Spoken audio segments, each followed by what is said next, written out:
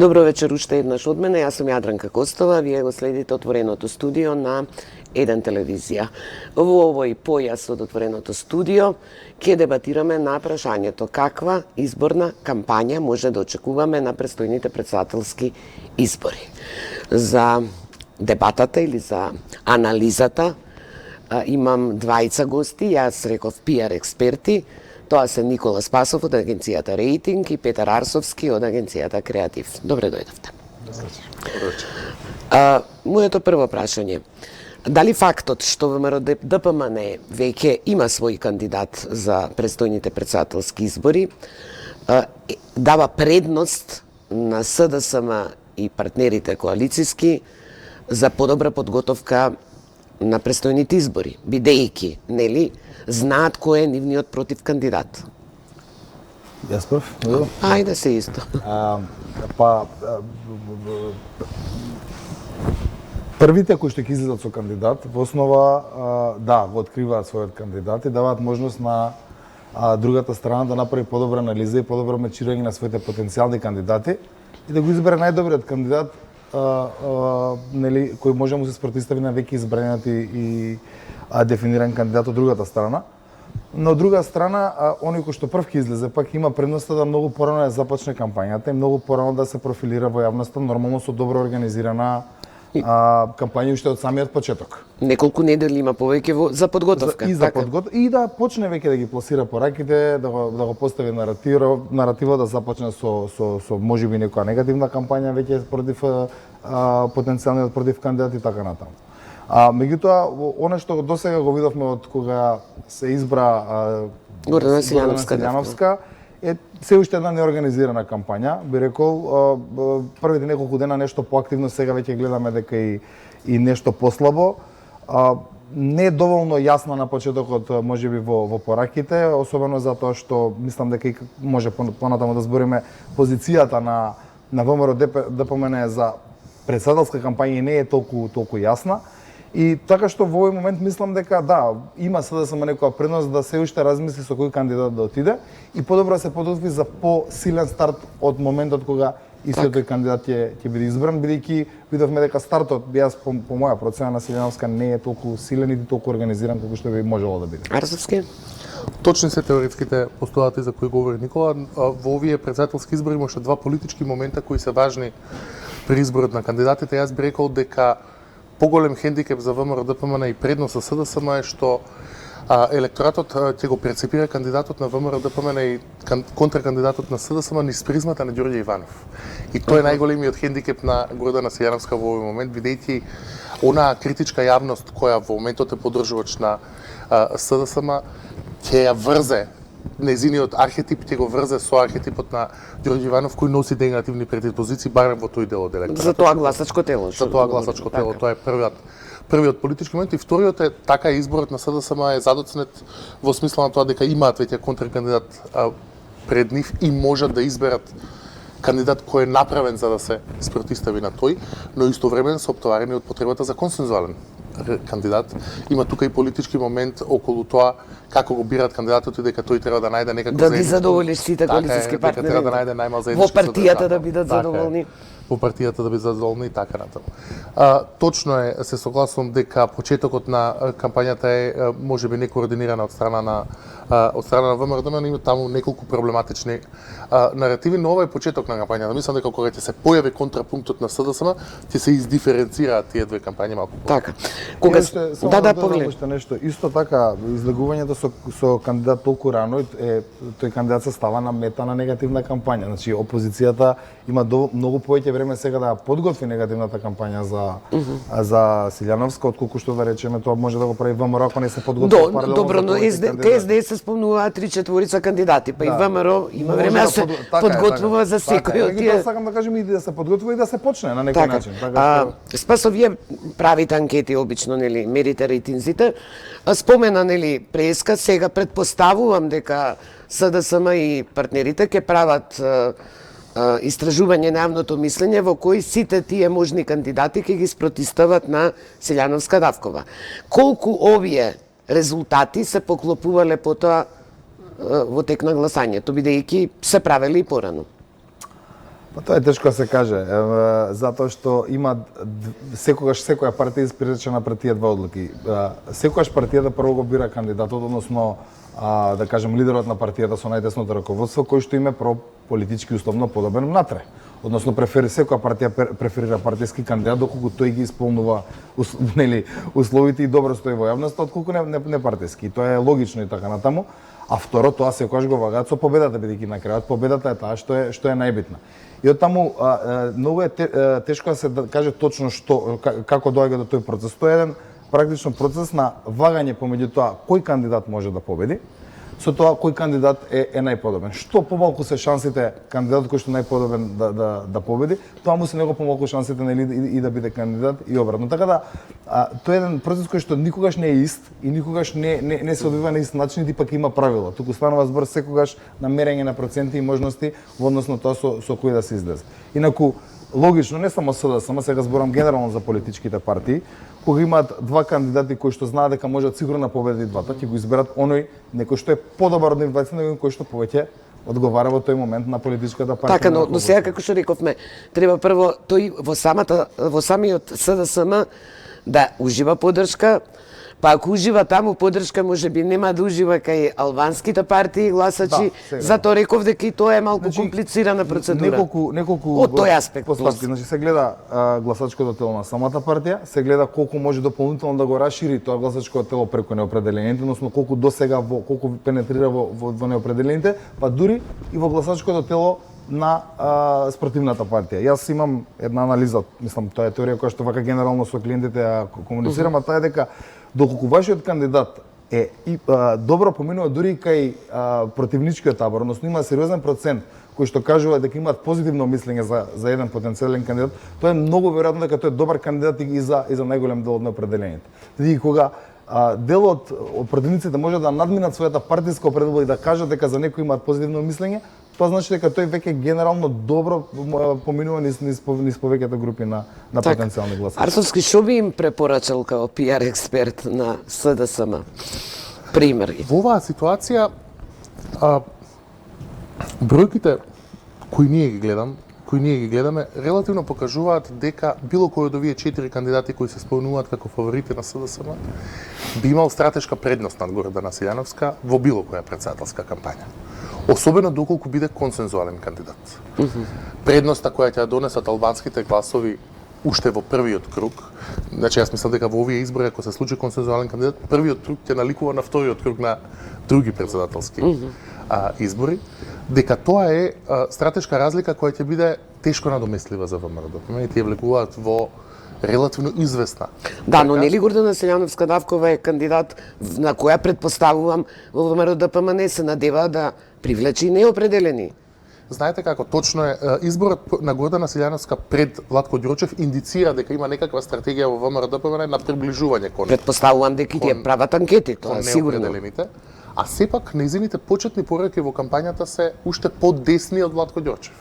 Ревизија на Преспанскиот договор, враќање на законот за јазиците и така натаму, така како на почеток со својот наратив да направи брана кон неопределените, особено кон критичката јавност. Но се вратиме на изборот, со тоа било кој од овие 4 кандидати на СДСМ било во предност. Мислам дека изборот за СДСМ ќе се сведе на тоа како го замислуваат владењето потоа.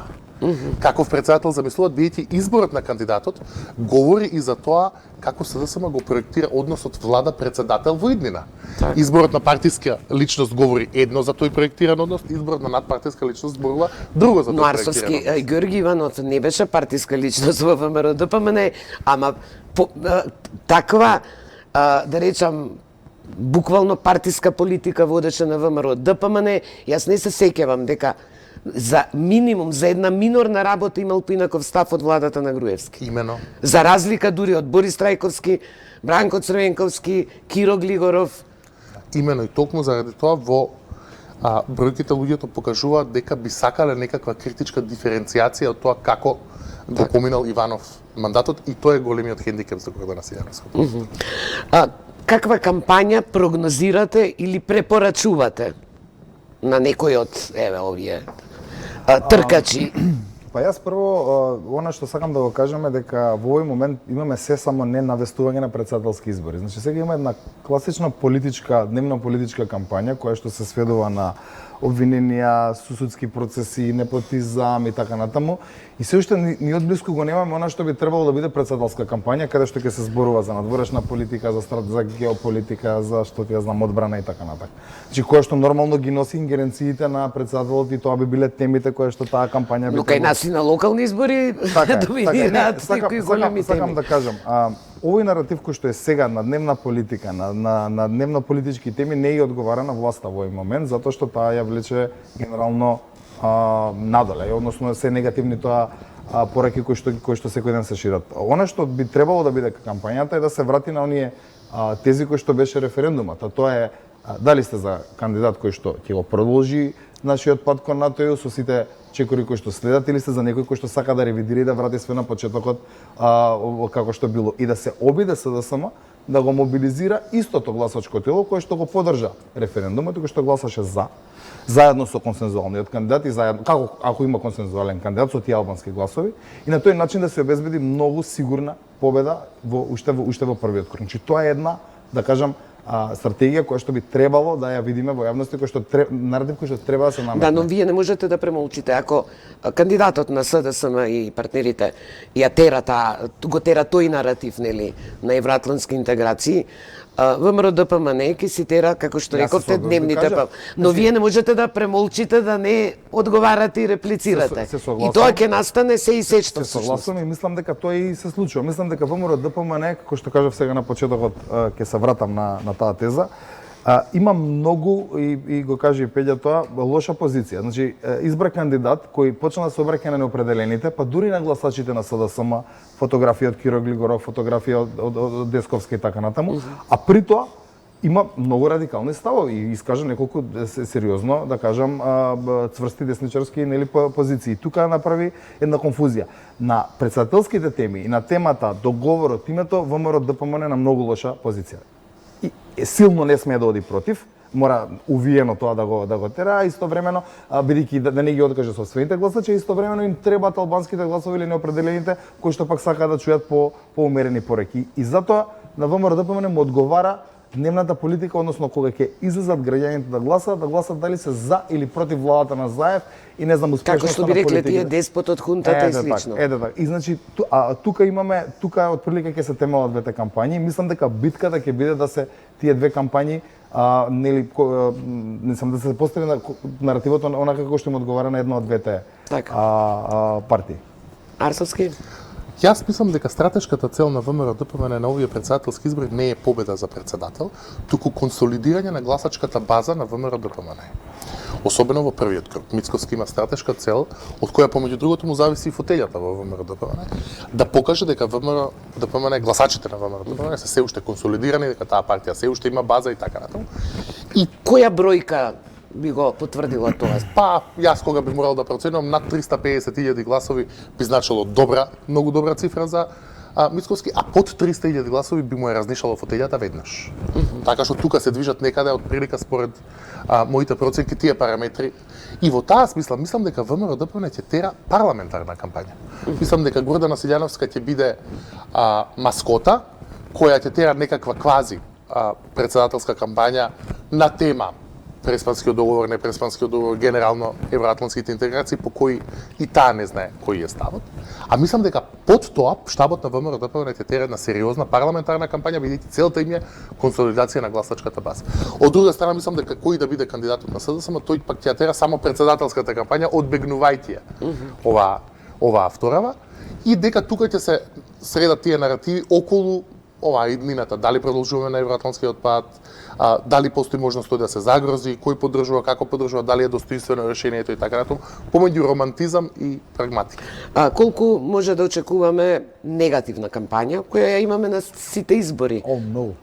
Ја мислам дека ВМРО ДПМН на овие избори, него во континуитет. Ние на сите избори сме имале, али сега на овие од ова раководство на ВМРО ДПМН. Кој интензитет ќе биде? Значи, по моја процена, на што го анализирам и го гледам, и текако сериозно и пристапи на негативната кампања. Значи, јас ги анализирав спотовите кои што ги работат на социјални мрежи, процентот на пејџови, прокси пејџови кои што ги користат за пласирање на и лажни вести, меѓутоа и негативни вести, расте и секојдневно се креира содржина. Значи и спотови и дополнителна содржина која што има за цел да врзга многу негативна енергија и негативни пораки во јавноста за вака. Така да мислам дека и во голема мера, како што кажа Пеѓа, да, исто тоа кажа Ферес, ќе биде еден тип на антивладина кампања, значи антивладина, не председателска, која што во самата суштина е негативна, значи односно таа ги истакнува негативните карактеристики и зошто не треба да се поддржи СДСМ и нивниот кандидат.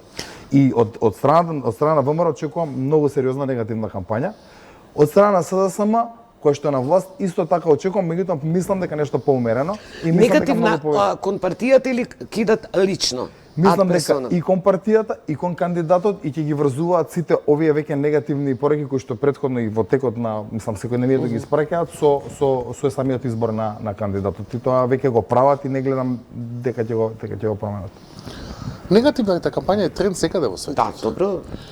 Фактот што во Македонија председателската кампања формално трае многу кратко, многу кусо, само го засилува тој тренд на негативна кампања, бидејќи таа е побрза во ефектите. Но еден од нус ефектите кои ги има негативната кампања е цинизам и апатија кај електоратот, кој и вака и така е тренд кај македонските гласачи. Така што мислам дека на овие избори можеме да очекуваме малку помал одзив него на претходните, а тоа особено ќе биде проблем во вториот круг. Споредбено со председателските или? Споредбено со председателските избори. Председателските избори уживаат генерално понизок одзив одошто парламентарните избори. На минатите председателски избори некаде повеќе 920-950 илјади се движал одзивот, додека за парламентарни избори се движи милион, милион и 50, милион и 100 максимум, што не носи до главниот предизвик воопшто за овие председателски избори, тоа е воопшто да избереме председател. Македонија ако не избере председател од било која причина, бојкот на ВМРО, да повере неуспех на цензусот во вториот круг, така натаму, запаѓа во една посериозна криза, а не сум сигурен дека таа стратегија воопшто пак не му одговара на ВМРО ДПМН на среден рок. Така, малку повеќе за Јас на оваа тема одма би се надоврзал, бидејќи ајде да не го одворам тогаш, така и сакат. Јас мислам дека ВМРО ДПМН има стратегија во првиот круг да направи максимум. Значи да ги извади сите гласачи што може и да освои што е можно повеќе гласови. При тоа паралелно во таа кампања да си постави нормално алиби уште пред крајот и така натаму за кој што веќе го поставува. Дека се подготвува фалсификат. Дека се подготвува фалсификат. Значи тоа е веќе Ама секоја опозицијска партија на сите избори однапред најавува фалсификат. Меѓутоа. Иако за волја на вистината доста сомнителни изборни циклуси имаме. Да, меѓутоа, доколку се случи да се обедини консензуалниот кандидат и да се обединат повеќе гласови околу него и се направи голема разлика, изгуби ВМРО ДПМН со 100.000, 120.000 гласови така натаму, разлика повеќе и така натака. Тогаш ќе биде многу тешко да убедат јавноста во некаков си фалсификат и ќе се случи слично како што СДСМ кога убедуваше јавноста во фалсификатот во 2014 година, сега ако не слажам. Да. Кога точно се направи криза, почна протести, меѓутоа јавноста тоа не го прими како дека е голема разликата. Бидејќи едноставно не се поверува дека тука таа разлика е направена со некаков си изборен фалсификат. И од таму мислам дека точно дека ќе влеземе во криза, меѓутоа на ВМРО ДПМН ова сценарио што го кажам не му одговара за таа криза. Зошто? Затоа што ќе почне многу голем натпартиски притисок врз Мицковски. Значи он нема да може да ја продаде, нити пак целата партија ќе застане позади него. Веќе има најави Коневски така кој што му кажува дека од резултатот ќе зависи така натаму. Ќе биде добра шанса за оние кои што го чекаат него на лош резултат за да го сменат. Значи евентуално најава на бојкот во втор круг. Најава на бојкот значи најава на бојкот во втор круг со изгубен прв круг со голема разлика и како не му одговара на Мицковски. Затоа јас она што го кажа Пеѓа мислам малку различно. Јас мислам дека ВМРО ДПМН е убеден дека може да освари многу добар резултат. Може би не мисля дека може да победат, меѓутоа мисля дека може да има толку добар резултат за да си ја зачува и Мицковски позицијата и генерално да се остават простор за барање на избори понатаму. Анкетите покажуваат такви некакви можни размрски. Лично партиските анкети покажуваат дека можеби разликата не е толку голема, меѓутоа председателската анкета, поготово ако со консензуален кандидат, покажува нешто многу поразлично. И мислам дека тука е нивната, тука се нивните прогнози. И втора работа што мислам дека очекуваат, а тоа е дека ќе остварат добар резултат во чисто етнички македонски средини, кај што се покажува дека рейтингот, разликата е помала помеѓу ВМРО и СДСМ и со тоа да им биде еден вид на исто така алиби, односно победа, условно, на која што ќе може да се носат натаму. Така што не сум сигурен дека мислам дека Мицковски верува дека реално може да направи многу добар резултат на овие избори. Искрено верува, кој што ќе му обезбеди нели уште прво да си го обезбеди местото во партијата, а второ дури можеби да бара предвремени избори и понатаму. Така да останува да видиме како тоа ќе се развива. Арсовски. Јас се согласувам со тезата дека бојкот не му носи добро на ВМРО-ДПМН. Воопшто ниеден бојкот на ниту една партија во Македонија не е донел никогаш ништо добро. Ама и на државата многу. Ама и На на државата државата се секако не. согласувам. Меѓутоа не би го подценувал капацитетот на ВМРО-ДПМН, особено на Мицковски, да направи нерационалното нешто. Знаете како, точно е дека тој ќе влезе со голема разлика во вториот круг, но истовремено тој би требало да оди на кланица на вториот круг. Во сигурен. Тој би требало да ги изнесе своите гласачи да легитимираат однапред предодреден избор на кандидат на СДСМ, односно консензуален кандидат. Јас не знам дека тој кој би се потребил би можел да изнесе доволно гласови, а не се малку. Него му требаат најмалку 250.000 гласа да изнесе да го легитимира вториот круг. Така што прашање е дали тој и има капацитет да ги задржи гласовите кои можеби ќе се разочараат од првиот до вториот круг. Втората работа која можеби ја забраваме е некаков политички момент, евентуалниот неуспех на претседателските избори. Иако го промовира Талат Џафери како веде председател што не му одговара на ВМРО-ДПМН. Го носи парламентот во нова ситуација на потрага по 80. Поради нужната промена на моделот за избор на председател. И повторно во игра ги враќа сите. Зошто сметаш дека во тој случај би се менувал уставот? Па, Околу цензусот или околу самиот начин на избор, бидејќи постои опцијата собранието да го избира со било што од тие две бара двотретинско мнозинство.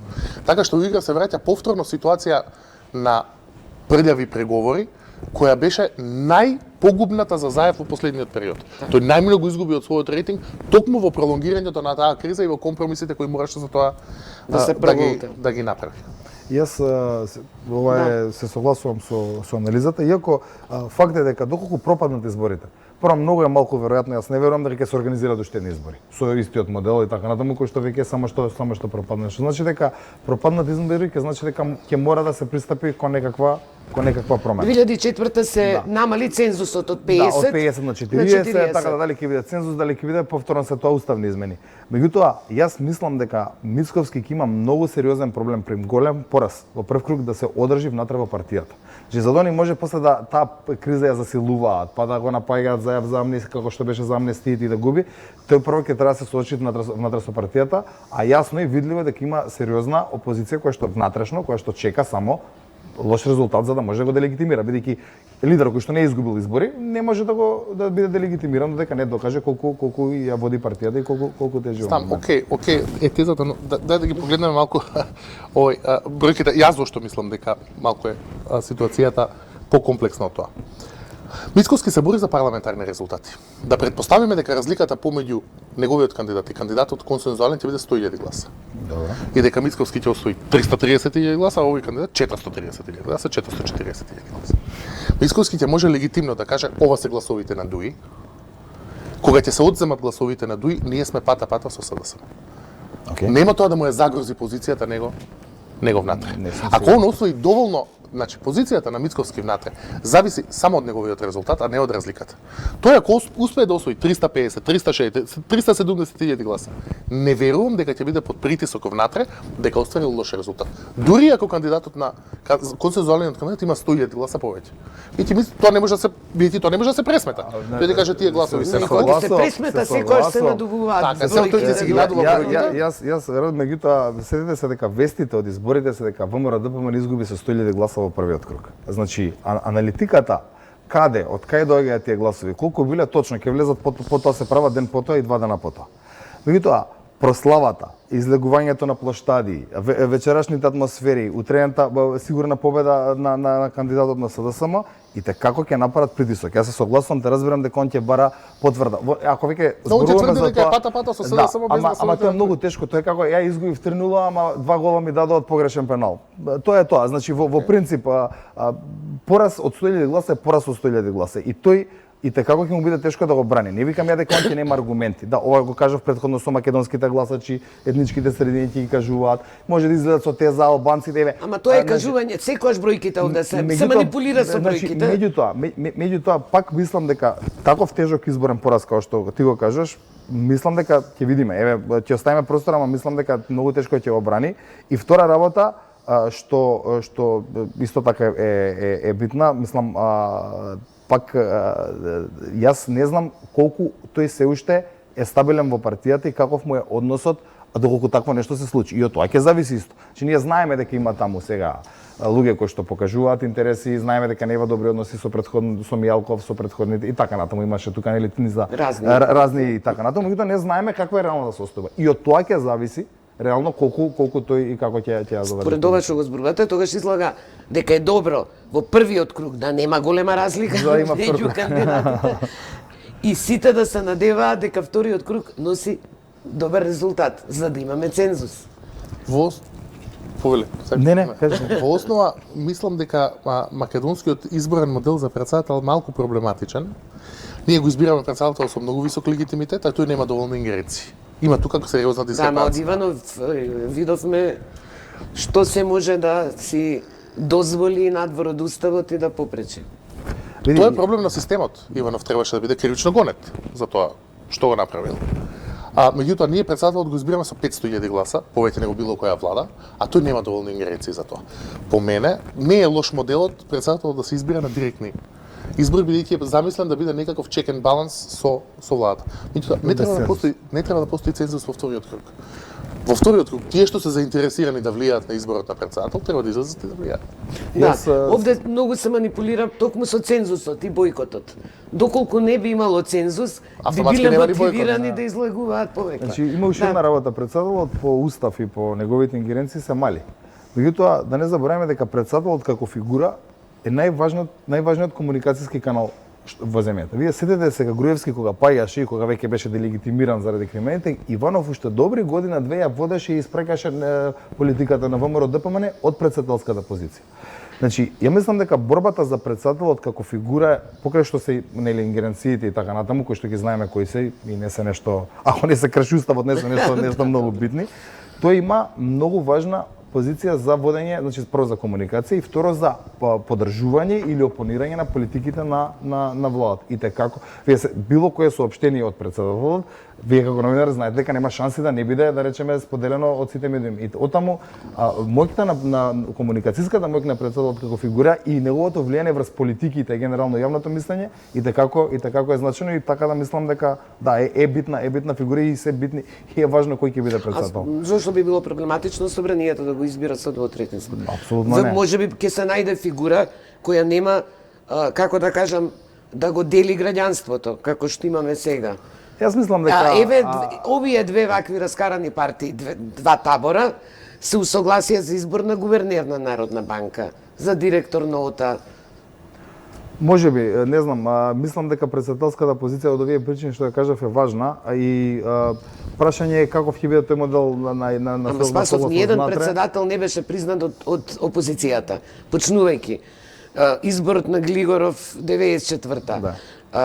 Изборот на Борис Трајковски, на Бранко Црвенковски, на Георги Иванов. Георги Иванов албанците не го признава. Значи, не, буквално нашите традиции се темни на тој план. Во таа смисла мора да размислиме каде е фелерот, што треба да се промени тука. Јас лично се согласувам со тезата на Пеја, тоа е дека е важна фигура, јас пак кажам, значи на страна ингеренциите на што го кажав, да не го повторувам, затоа сметам дека е битен како и фигура и дека како на непосредни избори и дека треба да има непосредни избори, меѓутоа никако да се условуваат, бидејќи ова условување води кон понатамошни политички кризи кои што и понатамошни ги бутка партиите на чекори, на како да кажам, на компромиси кои што нормално не би ги правеле, а кои што секогаш се на штета. Да, ама овде манипулација со бројки и гласови е до невидени размери. За референдумот како реагира? 600 ова излегле, милиони овие биле против. Мислам, Како да ви кажам, тука Добро, тоа е делот од, видете, тоа е делот од дневните политички агенди на партиите. Тие нема никогаш и да се смени законот, секогаш ќе се најде нов начин како да се извините, тој како да кажа, тој политички фолклор, тој како да кажете 400.000 гласа за ВМРО-ДПМН, значи милиони 400 не гласа. Знаете, во основа некако ми се допаѓа идејата председател да се бира на директни избори затоа што е некаква нова фигура која дозволува на електоратот на пола мандат да направи некаков баланс во политичка смисла. Да, и неговиот мандат е подолг Неговиот од мандат е парламентарни. подолг, тој е символично исто така важен, меѓутоа, знаете која е просечната излезност за избор на председател во Европа? Под 20%. Значи, луѓето треба во да непредседателски системи. Нашиот е непредседателски систем. Не, ние сме нешто хибридно. Не, сакам да кажам, добро, ама во председателска како американскиот, тогаш зборам во таа смисла, да. Во Европа зборувам. Треба во вториот круг да нема цензус. За председател да се избере во првиот круг треба да има некакви постојни услови, но во вториот круг вие треба да има возможните на сите кои се заинтересирани да влијаат на изборот на председател да гласат и треба да нема цензус. Добро, ако немаме демократски традиции, тоа е англиска, треба ти можеш да насадиш, нема да никне. Кога се предлагаше околу изборот на членови на Уставниот суд, нели, не се бираат наеднаш, мандатот за да имате сега двајца, па тројца, нема врска, која извршна власт ќе дојде во тој правец дуваат и ветровите за политичката култура ни треба посебна емисија на една цела, да. Колку може да се очекува, а ја мислам дека може многу, лажните вести, лажни портали, ширење, мислам, тие се шират како вирус. Кога во една Америка одигра такви портали, дури во Македонија, како што знаеме, лоцирани некаква улога во тие избори, а и во Македонија на локалните и на парламентарните претходно го имавме тој феномен, што сега све може да очекуваме и како да се справат штабовите со ваквите лажњаци, да кажам. Лажните вести се многу сериозен светски феномен, затоа што се софистицирани, значи влијаат на основните базични емоции на луѓето, релативно се ефтини да се продуцираат и може да се пласираат од било каде и се релативно ефикасни. Кога имате нееманципирана публика, слаби механизми за заштита од државата и од медиумите, така што не треба да се очекува дека тој тренд ќе си замине било кога наскоро од политиката, не само во Македонија, туку воопшто. Прашање колку пософистицираните центри на исток имаат интерес за председателските избори во Македонија. Ако остане, да бидам колоквијален, ако остане лажните вести да се прават тука во Македонија, нема да биде многу страшно, но ако станат прекашување на интерес на посериозни сили, тогаш може да очекуваме сериозна борба на таа тема. Но тоа е феномен кој нема да го снема, кој ќе продолжи, како што ќе продолжи. Како да се парира, тоа реков. Што би советувале на штабовите на председателските кандидати? Има повеќе добри модели. Еден од најуспешните модели е имаше таков во Америка се вика Media Matters for America. Тој е специјален портал кој ги објавува и ги демаскира сите лажни вести. И потоа од тоа прави вест. Да, тоа е добро. Значи вие морат да го завртите копието на лагата назад кон оние кои ја пласират и потоа стана интересен портал. Интервјуа, голем портал, околу тоа многу тоа беше една исклучително успешна приказна затоа што е од самата индустрија. И второто е еманципација на публиката. Еманципација на публиката да знае на кои канали верува, да знае дека треба една вест да провери од едно од второ место, тоа што новинарите интимно го знаат поради уредувачката. Да, но институциите треба брзо да реагираат, да одговараат на прашањата. Тоа важно. Јас во вториот дел што кажа Пеља имам сосема различно мислење и не мислам дека со лажните вести може нешто многу да се направи кога се присутни од една многу битна причина. Добрите лажни вести, ефективните лажни вести во основа се прават на претходно веќе објавени вистински вести. Односно, најефективните лажни вести и оние кои што добро знаат да ги користат, никогаш не ги измислуваат, него паметно ги пласираат како последица на веќе неколку негативни вести за противникот. Пример, ако денеска имаме дека куќе каснало човек и од тоа се направи голема драма, па утре се случи уште едно, третиот ден тој центар ја пласира лажна вест, емотивна вест, каде што куќе искасало дете некаде таму и таму. Тогаш луѓето со претходно насобран набој, емотивно и без да проверат и за тоа нема едукација, кликаат и реагираат веќе претходно биле влезени во Така. во тоа.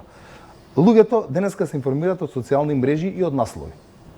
Многу тешко ќе ги едуцираме, може да се смени можеби со тек на време начинот на информација и така натаму, меѓутоа дека ќе ги едуцираме сега да препознаваат лажни вести ќе би било тешко, бидејќи они главно добрите лажни вести функционираат по овој модел кој што го кажам. Истото се однесува и на другите работи. Пример, Канчевска, не знам, Спиро Ристовски поднел оставка, тој поднел оставка, трета лажна вест, овој поднесува оставка. Значи, тоа е само, како да кажам, потврдување и зајакнување на што веќе било негативно. Секако, постојат сет на многу, и тоа го прават генерално светски центри, каде што се продуцираат цели лажни истории кои што се прават во странски медиуми, па потоа тие полека влегуваат како лажна вест, да речеме, во медиумскиот простор во Македонија. Се објавуваат во локални, не знам, српски, хрватски, па од таму полека и така натака. Меѓутоа, овој тип на дневно држање на тензија во јавноста е речиси неодбранливо. И сега, јас, она што го имам анализирано, многу од вестите, во основа, углавном се на овој начин креирани, лажни вести, зборам локални македонски, кои што ќе ги очекуваме, се согласувам со Пеѓа дека не верувам дека од странски центар ќе имаат интерес да влезат како што тоа беше со американските избори, случај па да се прават на овој другиот начин. Овој тип на вести се исклучително проблематични, затоа што има многу портали кои што се влијателни, како Курир Република, кои што можат да направат лажна вест. Еве класичен пример е паниката за колку и како били степани Миле и Спиро. Значи од скршена рака, пукната, не знам, до ништо не име. Убиства, и така органи. Да. Значи, втора, тоа е исто тако пример. Кога јавноста веќе се сензибилизира на одредена тема, дека исчезнале неколку луѓе. Многу е лесно. Да залепиш дека да залепиш. И трговија со органи. И против тоа нема помош освен брза и навремена реакција од институциите кои што се надлежни за тоа. Така да ја очекувам повеќе такви лажни вести кои што стварно не гледам како ќе се. Не се согласуваме тука, јас мислам дека едукацијата на публиката и еманципацијата на публиката е неопходна. Не, таа е неопходна. Колку ефективна за изборите е прашањето сега во моментот. За изборите можеби не, но како системски одговор на лажните вести дури мислам дека медиумска писменост мора да се воведе како задолжителен дел од образованието. Затоа што идните генерации ќе растат во дигитален простор. И тие ако не најдат начин критички да го обсервираат тоа што се појавува таму, видите тоа плејада и какофонија на разни податоци, нема да можат да се снајдат во вистината. Повели. Не, уште само со ова дефинитивно се согласувам. Не само тоа, јас мислам дека образованието апсолутно е еден сегмент од државни услуги кој што е најназаден, односно најмногу доцни со развојот на технологијата и генерално начините на учење и така натаму. И од тука мислам дека тоа ќе биде и текако проблем, затоа што ние сега децата веќе на 6-7 години знаат да ракуваат со мобилен телефон многу добро, а при тоа ништо не знаат за тоа што е. Книги многу не се читаат. Не само книги, они не знаат што се медиуми, што се информации, што се вести и не се ни во фаза да размислуваат на тој начин. И образованието а меѓутоа дека сега во оваа фаза брзо може да се направи нешто како што се поставени социјалните мрежи, мислам дека многу тешко. За крај, еве, хипотетички, доколку не се успее да се избере председател во втор круг, што прогнозирате? Можни ли се и предвремени парламентарни избори на есен? Јас токму тоа сакав да кажам, мислам дека од резултатот на ВМРО-ДПМН во првиот круг на председателските избори ќе зависи притисокот и самодовербата на Мицковски да бара предвремени парламентарни избори. Ако тој направи резултат кој е пристоен, добар и за кој тој самиот верува дека е сличен или близок до резултатот што би го имал СДСМ на парламентарни избори, нема запирање од тоа. Тоа веднаш ќе биде и партијата ќе застане зад него. Бидејќи ќе биде тоа ќе се појави како знаменосец, се тргне во една офанзивна кампања и мислам дека тогаш ќе се зголеми веројатноста за тоа, особено со евентуално пропаѓање на вториот круг на председателските избори. Го делам целосно, да, апсолутно. Јас ќе се надоврзам на тоа што кажав пред малку. Јас мислам дека Мицковски верува во добар резултат во првиот круг зборува. И дека тоа ќе му биде алиби, мислам не алиби, него веднаш после тоа прво да си афирмира позицијата во партијата, после тоа да оди на како да кажам предвремени избори и од тука ќе значи во овој момент тешко е да се каже, резултатот ќе биде тој кој што ќе уште вечерот од резултатот ќе се знае што ќе биде следниот цикл. Ви благодарам што бевте гости во отвореното студио. Ја од сега ве ви закажувам да гостувате. Од 1 април почнува кампањата, па можеме првите 10 дена да ги анализираме и да ги оценуваме овде. Со удоволство. Значи да безицирам гости. Запишан. Така. Вам ви благодарам за вниманието. Се гледаме следниот петок, а во понеделник ваш домаќин уредник е колегата Сашо Ордановски. Пријатно.